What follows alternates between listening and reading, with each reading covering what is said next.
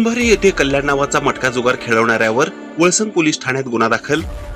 फिर्यादी police constable Deepak गाढवे वय वर्ष 30 यांनी वळसंग पोलीस ठाण्यात दिलेल्या फिर्यादीनुसार दिनांक 12 फेब्रुवारी 2024 रोजी दुपारी 3:30 वाजण्याच्या सुमारास दक्षिण सोलापूर तालुक्यातील कुंभारी येथील हॉटेल गौरीच्या बाजूस आरोपी सिद्धराम शंकरराव बदलापुरे वय वर्ष 52 राहणार तेलंगी पाशापेठ सोलापूर हा रस्त्याने येणाऱ्या जाणाऱ्या लोकांकडून पैसे घेऊन कल्याण नावाचा जुगार खेळवताना मिळून आला आहे।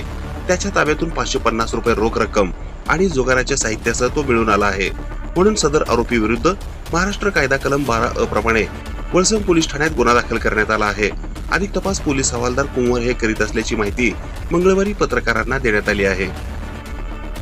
ही बातमी संकलित केली आहे संपादक गुरु गायकवाड यांनी। ताज्या घडामोडी पाहण्यासाठी आजच महाराष्ट्र सुखदेव न्यूज या YouTube चॅनलला लाईक आणि सबस्क्राइब करा। ताज्या घडामोडी पाहण्यासाठी आजच महाराष्ट्र सुखदेव न्यूज या YouTube चॅनलला लाईक आणि सबस्क्राइब करा।